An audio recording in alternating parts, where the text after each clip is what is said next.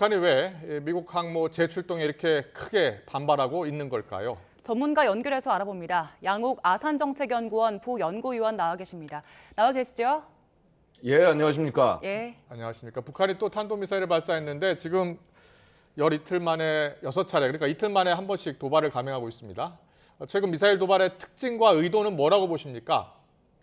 자, 일단 북한이 굉장히 단기간 동안 여러 발을 발사를 했습니다. 보면은 발사하는 미사일 종류도 다 틀리고요. 그다음에 발사 장소, 발사 시간도 다 틀립니다. 심지어는요, 이번에 발사한 장소는 평양의 삼석구역이라고 그래서 평양 동북부에 있는 지역이고 이전에 미사일 발사를 한 적이 없는 지역입니다. 즉 지금 북한이 보여주고자 하는 것은요, 다양한 종류의 미사일들을 자신이 원하는 장소에서 언제 어디서든 발사를 할 수 있다. 즉 실전적인 태세를 우리는 갖추고 있다라고 하는 것을 시위하는 것이라고 말씀드릴 수 있겠습니다. 그렇군요. 네. 지금 일단 지난달 말에 미국 항공모함이 지금 들어와가지고 연합훈련을 하고 30일에 돌아갔었는데 북한의 도발로 인해서 다시 동해상으로 돌아왔잖아요. 이게 굉장히 이례적인 일이라면서요. 예, 그렇습니다. 사실 이제 북한이 항모가 이렇게 훈련을 하고 있는 이런 지역에서 미사일을 발사한 사례가 없었고요. 사실은 이제 이 돌아오게 된 가장 큰 이유는 지난번에 그 4,500km를 발사를 한 이 미사일 발사가 결국 미국으로 하여금 이거 도저히 북한의 상황을 그냥 지켜볼 수는 없다 하고 항모의 궤적을 돌리게 한 것으로 보입니다. 그리고 여기에 대해서요, 사실 북한 오늘 발사한 미사일들 중에서 보면은 미사일의 종류가 두 종이지 않습니까? 네. 예, 그래서 350km의 고도 80여 킬로미터를 날아간 것 하나와 800여 킬로미터의 고도 60km를 날아간 것이 있습니다. 이 짧은 거리를 날아간 것은 300여 킬로 날아간 것은요, 이건 대한민국 군에 대한 대한민국 수뇌부든 어떤 군사 지도부든 여기에 대한 공격이 가능하다는 것을 암시하는 것이라고 볼 수 있고요. 자, 지금 이 800km 날아간 것은요, 사실 이 미사일은 단거리 미사일이 아닌 것으로 저는 추정을 하고 있습니다. 혹시 기억하실지 모르겠습니다만은 북한은 화성 8형이라고 그래서 가오리 모양의 탄두를 갖춘 그 극초음속 미사일을 작년에 발사한 적이 있습니다. 이 미사일일 가능성을 충분히 염두에 둬야 된다. 즉 이 미사일 같은 경우에는요, 이 화성 8형 같은 경우는 이 변칙 기동이 가능합니다. 극초음속 미사일로 해서 기동을 할 수 있게 이렇게 된 미사일이라고 말씀드릴 수가 있고요.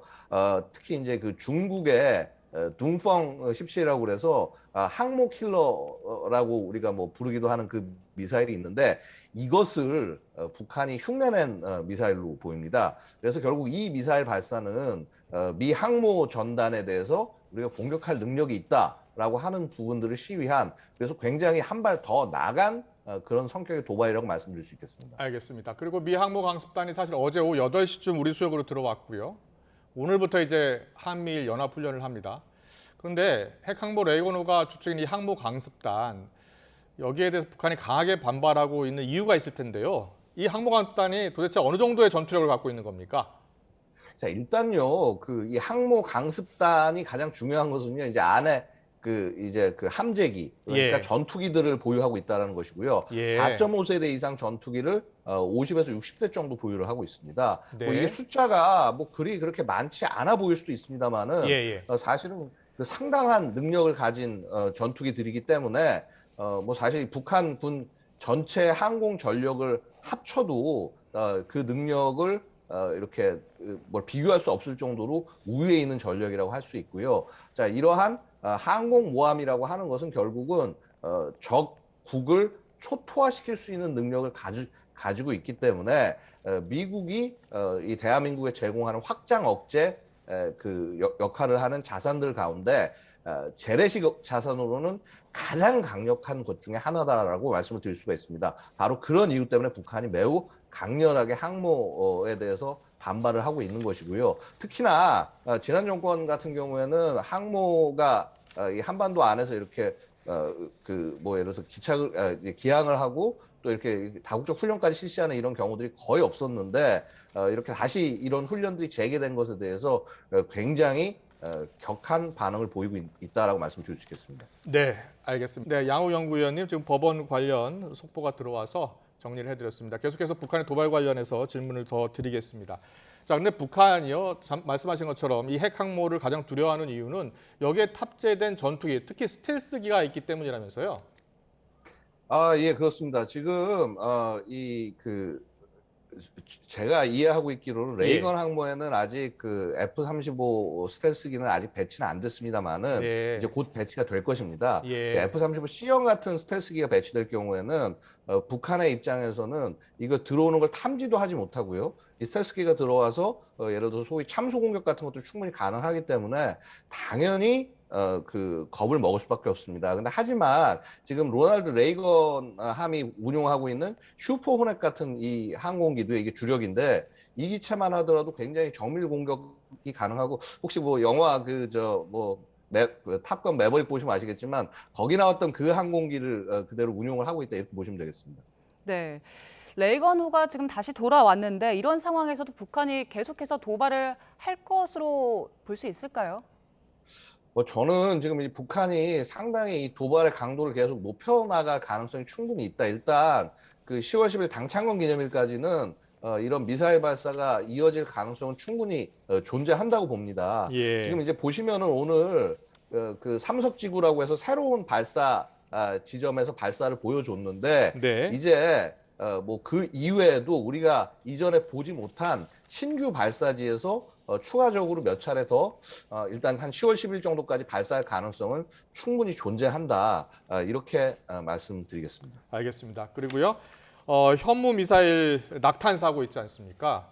이 현무 미사일 같은 경우에 우리가 야심차게 우리가 개발한 미사일인데요. 자, 일단 장치 결함 문제로 평가하던데 이번 낙탄 사고를 어떻게 보고 계세요? 예, 사실 이제 있어서는 안 되는 사고라고 말씀을 드릴 수가 있고요.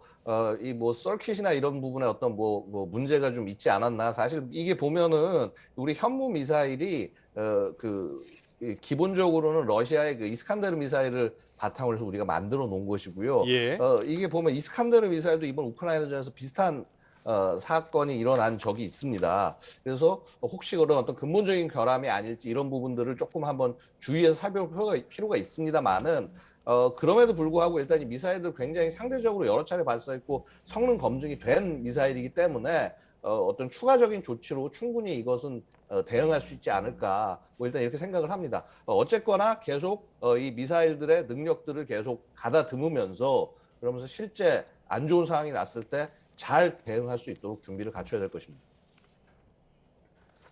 네, 양욱 부연구위원님 그리고 이거 좀 걱정스러운 대목인데요. 이거 우리가 이 결함을 충분히 찾고 다시 개선할 수 있겠습니까?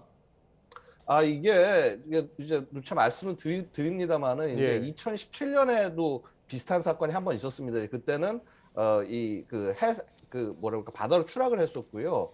지금 이 사건 자체가 저는 뭐 기본적으로는 우리 설계진들이 굉장히 세심하게 모든 부분들을 설계를 했기 때문에 네.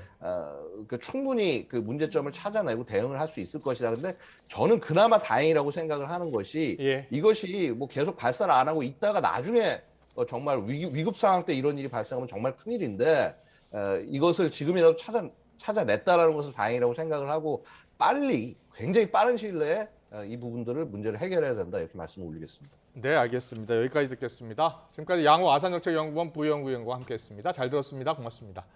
감사합니다.